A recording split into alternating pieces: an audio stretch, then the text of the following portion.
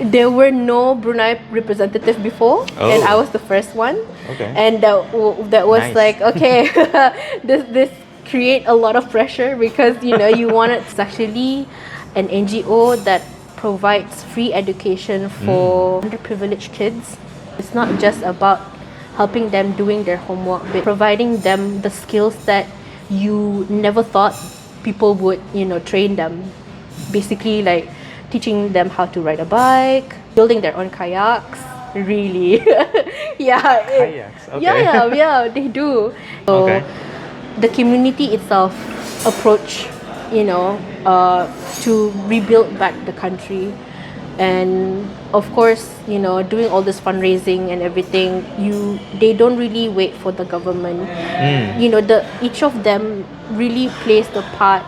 They know that without the people you wouldn't build this community and also the country. People always say that women, when they become a leader, they are very emotional, they are very bossy, yada yada yada.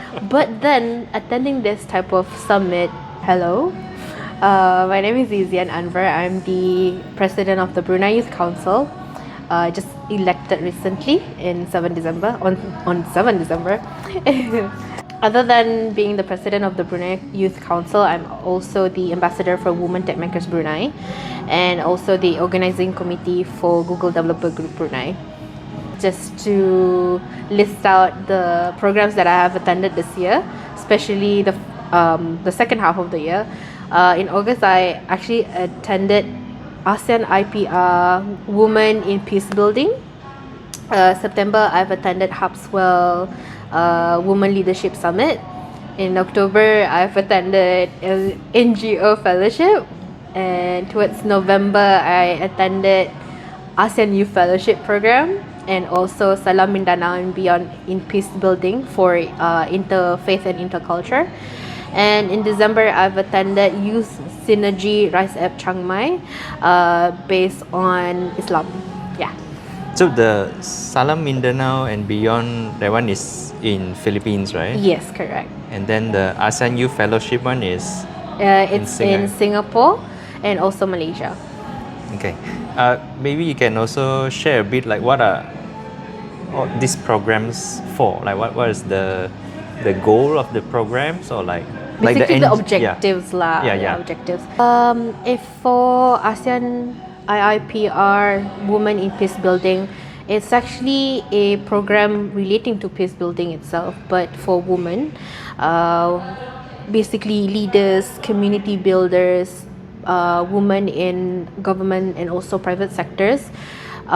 This program basically introduces you on how to create a connection and also network between different countries, especially ASEAN, and how do you want to create peace.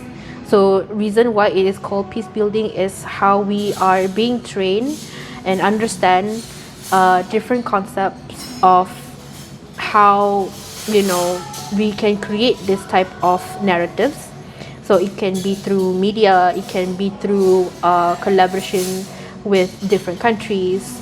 So the concept of peace building itself is basically partnership, collaborating with each other and understanding how we can, go towards peace. Yeah. So for Harpswell Women Leaders Summit, basically it's a training program for women who are in a space, either they are about to be a leader or is the current leader in their own organization or agency. So that type of training, they provide a lot of different basically perspective in terms of how the previous leadership summit that has been done, which is being curated for males. Okay. For Women Leadership Summit, it is very unique because you are able to understand in terms of your emotions. Because before this, people always say that women, when they become a leader, they are very emotional, they are very bossy, yada yada yada.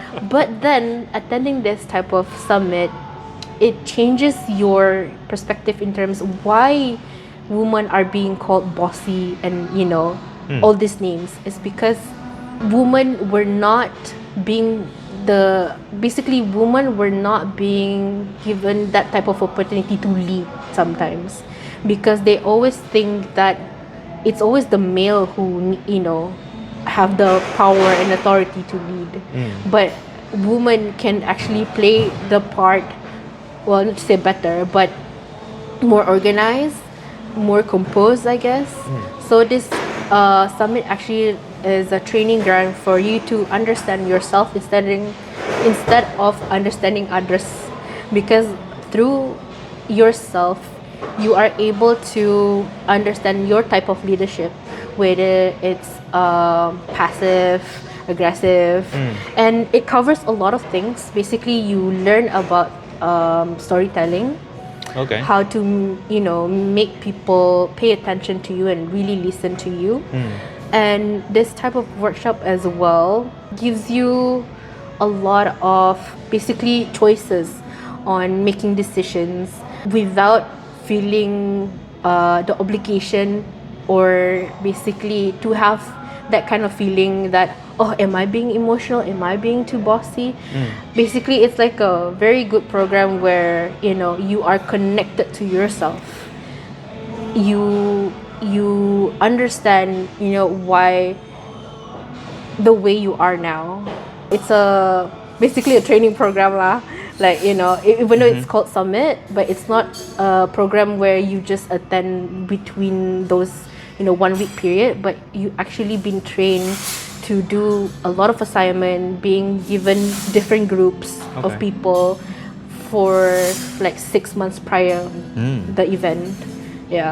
And during NGO Fellowship, I've applied for that fellowship because the word NGO plays a bigger part in my life as Brunei Youth Council representative.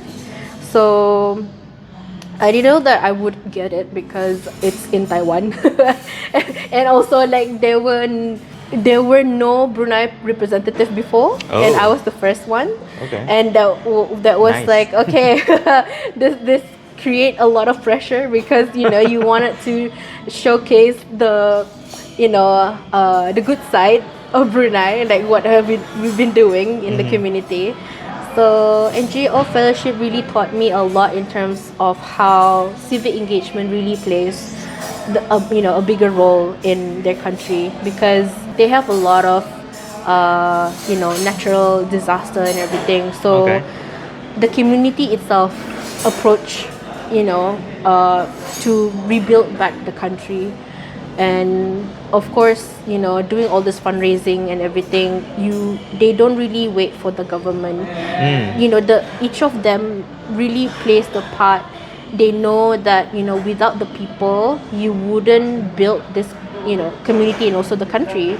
So reason why NGO really plays a bigger role in Taiwan is because how it really helps with people on the ground. And the fellowship itself teaches you how to understand between ethics, code of conduct, basically how to properly do fundraising and basically sustain your NGO at the same time. And while attending this training, you are being placed at different organizations in different cities, just to understand how they work and how they get not just the youth but the community itself to be involved in the NGO. So during that time, I was being hosted by Kids Book House, which is in Taitung. Kids what? Kids Book House. Kids Books? Book House. Book Kids House, Book House, yeah. So you might think that it's a library, but it's actually an NGO that provides free education for underprivileged kids. And these kids are being filtered, and at the same time, it's not just about helping them doing their homework, but actually like taking care of them and providing them the skills that you never thought people would train them. Basically like teaching them how to ride a bike, building their own kayaks. Really. Yeah. Kayaks, okay. Yeah, they do. And basically how to write, compose, music as well. There are a lot of things, a lot of activities during this fellowship, and I was really grateful to be given this kind of opportunity because, Brunei could have done that as well, but we couldn't even think about it because all we think about, okay, this type of activities, you need a lot of experts in it. I mean, which is true, but throughout the community, people who can't afford it, they can learn from those who actually can teach. Yeah, so the kids are well mannered. They really teach all this, ethics and everything, manners. And different book house has different sets of rules. And also age range, yeah. So it's not just one book house. No. They actually have 9 book house and have different facilities as well. So 9 book house are in a different area of Ziban Taitung, which is a county in Taiwan. So each of these book house has different age range and also different according to their village. Yeah. So one book house, they have around, the youngest would be 2 years old, and 2 years old. Yeah, 2 years old, basically kindergarten level lah. Yeah. So basically kindergarten level, I was so exposed to them, and they are really friendly. But by like 4-5 years old, they know how to play skateboard. Wow. I know, and ride a bike. I was like, okay. I'm not being taught that, but okay. But yeah, you can see how the community plays a part. So that is why, being in NGO Fellowship, it's not just about, running an NGO, but it's about what kind of impact that you want to put into your community. Yeah, so that is one of the programs that really put a lot of perspective in terms of how I would want to run Brunei Youth Council at the same time. And afterwards, I attended ASEAN Youth Fellowship program, which was hosted by Singapore for the first leg, and the second leg would be for the host ASEAN Chairmanship country, which is Malaysia for this year. So for ASEAN Youth Fellowship is mostly for professional levels for the delegates, and I think I've applied like more than 3 times before. I think this year itself that I got in. So don't say that I'm, when I apply for programs, I always got in, but actually no. There are a lot of great individuals that got in previously, and I feel blessed that I got in this year because the age limit was 35. Yeah, 35, and I'm 35. So whatever that we've talked about in ASEAN Youth Fellowship is more towards on collaborative efforts between ASEAN countries, because for this year the theme was inclusivity, and so we talked about what kind of opportunities that were can be given in different countries, and we share a lot of feedbacks on what each country has been implemented. So one of the example was, I think one of the topics was relating to energy. So because my background is more towards technology, so energy was not really a part of my topic. I mean, it's a good conversation to listen because somehow it impacts a lot of things beyond the other sectors as well. So for energy, we have a lot of delegates that plays a role in the environment as well, and basically towards sustainability. So they ask a lot of questions to the panelists, and apart from the panel and dialogues, and especially minister dialogues, we had a learning lab. We had a learning lab where we recap everything throughout the day. Not just the day, but maybe session morning and like afternoon session and everything. So we recap everything what we learned about it. So I think during ministerial dialogue with Malaysian minister for info communication, if I'm not mistaken. So they did a lot of policies relating to cybersecurity, and then of course relating to cyberbullying and everything, right? So that is where they share about, what are the not just achievements but the struggles, to create this type of policy, because sometimes, like, when it comes to like cyberbullying, they need to really investigate what are the core problems and everything. So I think one of the key takeaways for this fellowship program is that whatever that different countries has different implementation in terms of policies, right? So what can you not just implement in Brunei, but what can you take from that lesson that you can actually bring back to be part of the contributor as well? Because I think in terms of cyberbullying and also cyber safety in Brunei, we don't really have a very strong, maybe it's non-to-existent for the policy. It's still like a guideline or like a awareness level. So what is our part, in this? For now, maybe creating an advocacy in terms of cyber safety, where we need to teach the kids what is right and what is wrong when it comes to an online behavior. And knowing that right now Malaysia is following Australia's footstep, where they need to not say ban but restrict children under certain age to use social media. So that's a good thing for Malaysia to do. So what is Brunei's part in doing so? Are they going to follow Australia and also Malaysia's footstep, or are they going to need like a research, to do research first, then implement that type of policy?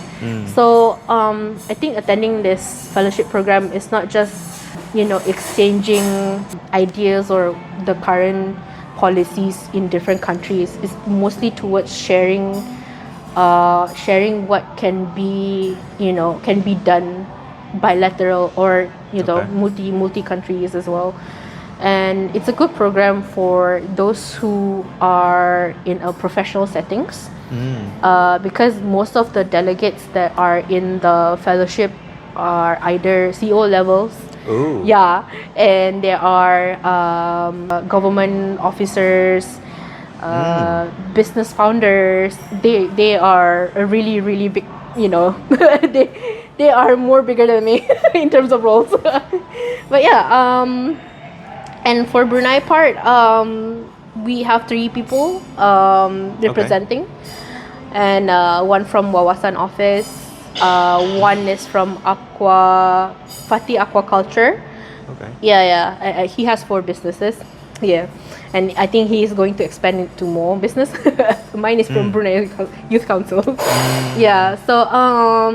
I think apart from that fellowship program, I think a sudden realization where, attending this type of fellowship does not mean that you can just do a post-program activity between your country. You can actually collaborate, with all these, fellows, because in the end, you are trying to, again, create an impact, but again, at the same time, be able to create a large network at the same time, because a total of 40 delegates attended the ASEAN Youth Fellowship. And 40. 42 lah, like that. For me, that's a good number of network for you to, hey, I want to know more about Timor-Leste. So, hey, I have a connection in Timor-Leste. Yeah, that's a good thing, For Singapore, you have a lot of people now, like, so you can just ask few questions, from them. And I think that's for me lah, it's a good effort to create something in Brunei, because it's not just between your own community, but you're bringing someone professional, with a professional background from other countries to help out in your community. I think after ASEAN Youth Fellowship Program, I've attended SALAAMindanao and Beyond, which is relating to interfaith and interculture program. and it's more towards peace building as well. So this program was only 3 days in Davao and also in the garden city of Samal. So it was a good experience for me because meeting people with different faith, religion practice really make you understand how, basically how different it is to be living in a country with majority of Muslims. But in other countries, Muslims are the minorities, especially in the Philippines, Cambodia, Laos, and Thailand, and everything. So they shared about the struggles. They shared about how there are certain people who still see Muslims as terrorists. So being able to attend the interfaith and intercultural peace building program like this really helps you how to not just providing ways on how to make people understand about your religion, but it's more towards on, I believe it is more towards on create an understanding between each other, that regardless of different faith or culture, is you cannot blame on certain on a certain faith or culture, because whatever happens, people always say, oh, he is from that religion, and then it creates that kind of phobia. So in this peace building program, we play a lot of role playing. Basically involves like media, how media projects this kind of views relating to terrorism or anything relating to basically any incident happen that involves religion and culture. So how would you narrate it, and how would you interpret that situation? Because through media sometimes it can be manipulated. So this program really teaches you how to be not just be neutral, but find a common ground where there are ways for you to create peace. So there are a lot of things was shared during the program, and between 3 to 4 days of that program, we were able to create a bond between different delegates, even though it's just few days. But you can see that despite different faith and culture, our main goal was to create peace. And when we were in that program, I feel like there were no differences at all, because being a human in this world is just we just want to live life as as normal, and having to feel threatened because of that religion or culture sometimes make us feeling stressed and everything. And attending this type of program helps to create more opportunities to others in understanding about your background as well, and of course just to highlight peace. I think the last program I've attended is the Youth Synergy RISEAP in Chiang Mai. So that is relating to Islam, a program where you share basically common knowledge on the Islamic religion, and it's basically to share what each country have been doing in terms of, let's say, not just competition like musabaqah, but it's more towards on what kind of practices and values each country have been teaching their their citizens. So I've shared what Brunei have been doing, and of course, like being in a country, majority of it is Muslim. So of course, I shared that our country is we are a nation of basically Muslim. We have Ugama schools and everything, and we have like Al-Quran classes. So we shared about that, and at the same time, like we shared about what kind of activities and programs that is relating to Islam. And other countries would share about their struggles, the kind of advocacies that they are doing.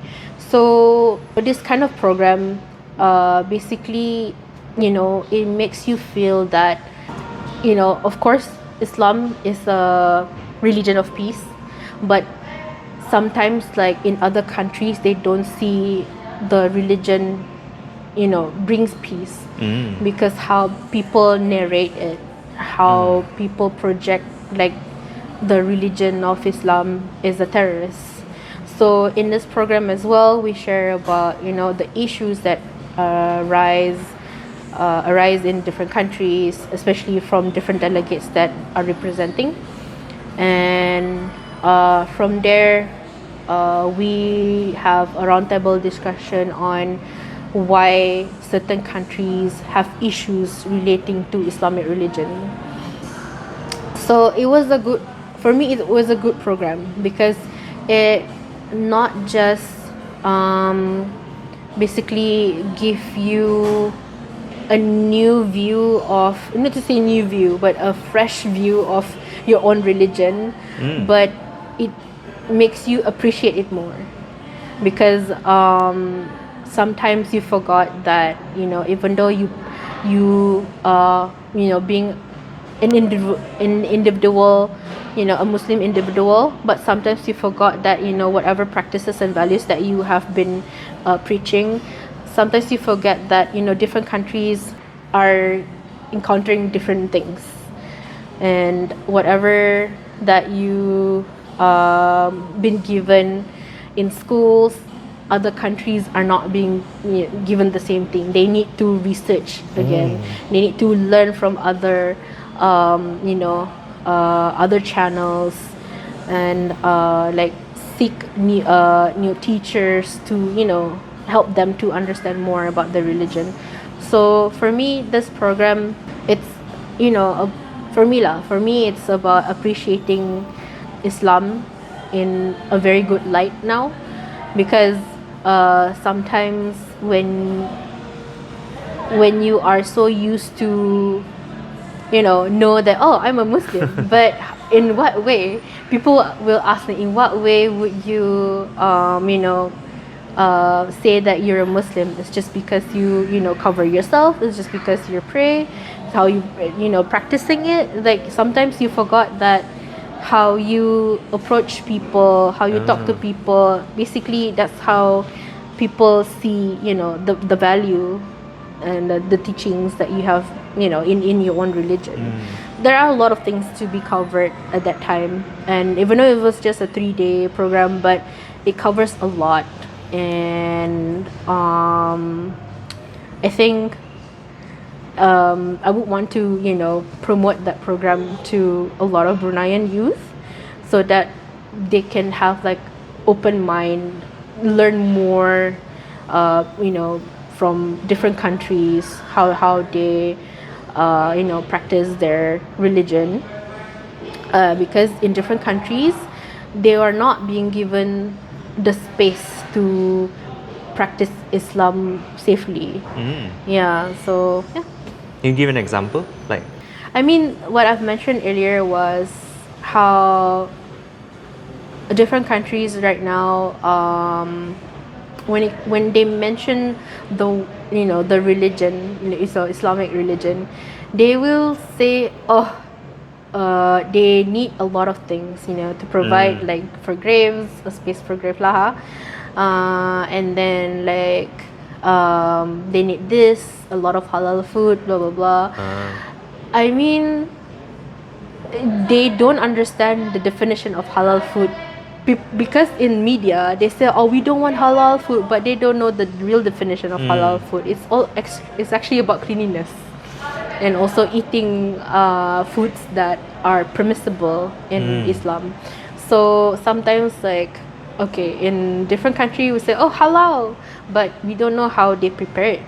just say halal, because they can say chicken is halal, they can say the beef was halal, but in terms of preparation, was it being slaughtered, was it being prepared like according to the halal processes? So sometimes like each country, they are, minorities, they will struggle in finding, halal food.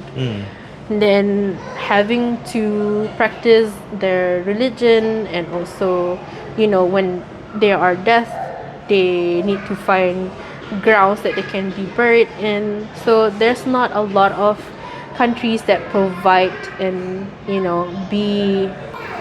provide and also inclusive, just because the country itself has majority of different religions. So this program really highlights a lot of how people still see Islam in a, how do you say, threatening way, because I think the amount of people who have Islamophobia is still high.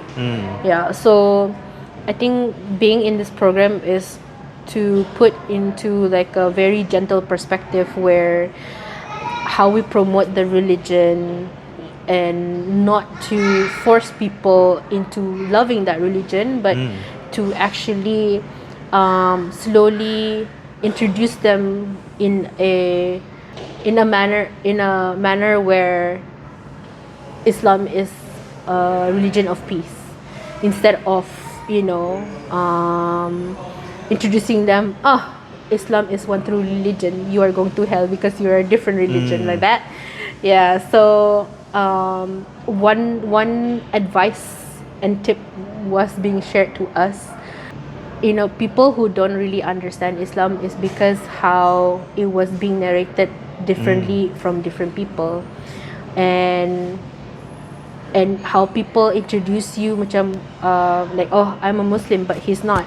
But what if you say, oh, he is not yet Muslim, because people always say, oh, convert or revert, but it's actually revert, because we were born as Muslim. It's just how we grew up and practice it makes us into a different religion. But that's why people always say, oh, I revert back to Islam.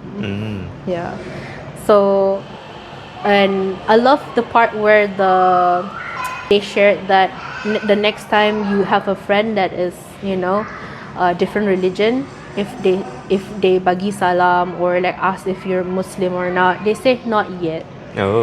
Because you never know, in the future they might revert back to Islam.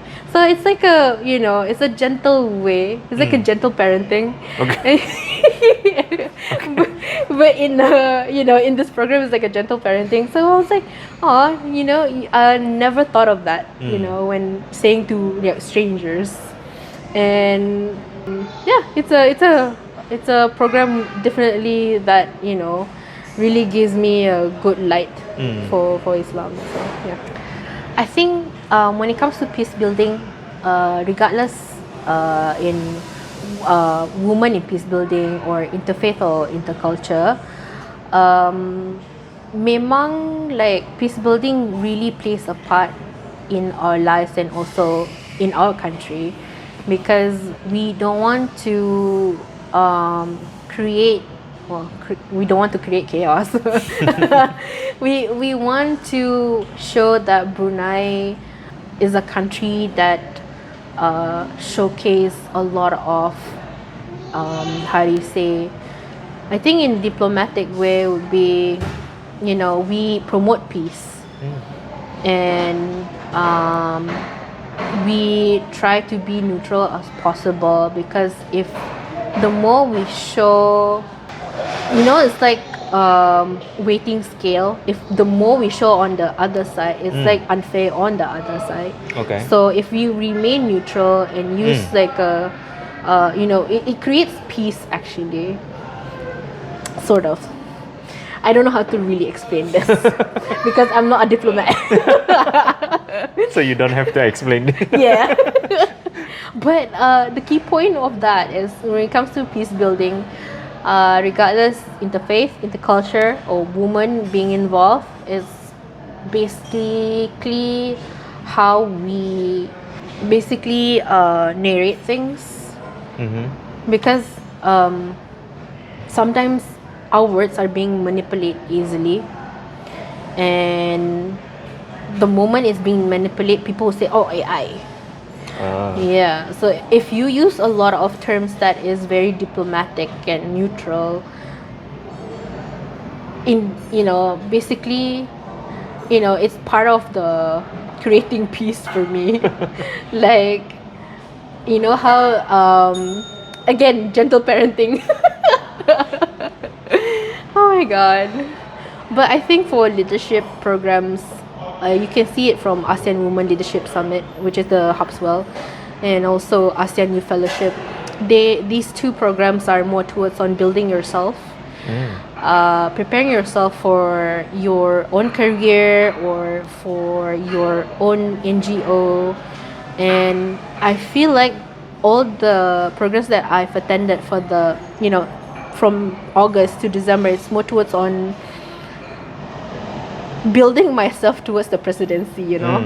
It's a good way of training myself, that it shows that I am prepared to take this role, and at the same time to organize few projects next year relating to the programs that I've attended this year. Also, having attended all these programs and learning so much, is there any message that you would like to convey to the youth in Brunei? Can be about the program, or it can be just thoughts that you would like to convey to the viewers and to the youths. Whatever programs that you are applying, make sure that you know what you are running for, because a few programs that you have applied basically shows that you are either advocating for it or because it's your field. Mine is IT, but most of my programs that I've attended are either NGO based or relating to leadership, because being in the Brunei Youth Council, I play a major role in coordinating a lot of affiliated members. So I applied because I would want to, train myself and improve myself in terms of, being a leader as well. And attending other programs makes me realize that, there are a lot of gaps in the community and also in the country that we are not being exposed to. I think it's because we don't have enough resources to provide this type of programs to our youth. So having to attend one, so if you are attending a different kind of program, you can actually contribute back in terms of, organizing the same concept to either school levels, to more national levels, so that, we can share whatever that we learn from the program itself. And for me, there are a lot of things that I would wanted to do. It's just I don't have enough manpower. Yeah. So if you want to help out Izyan, you can contact. For Brunei Youth Council, we always share international programs. So if you want to know more about all these programs, we'll be posting it either in our WhatsApp channel or on our Instagram as well. And just follow at majlisbelia.bn. I will include it in the description. Yeah. to get new updates on potential international programs, because we are working closely with other youth councils, basically Malaysian Youth Council and also National Youth Council Singapore. And we always promote whatever opportunities out there for Brunei youth to join, because there are a lot of international programs that is looking for Brunei participants. Yeah, so, and it's good to know what are your niche and also what are you advocating for before joining a program, because sometimes it's not just about free travels, but it's more towards on sharing knowledge, Yeah. gaining new knowledge, and also exchanging that with different countries. So it's good to know early, because the moment different countries asking you a lot of questions, you really need to know what to answer. Yeah. Because you're representing Yeah, the correct, country, yeah. Okay. Alright. Bye bye.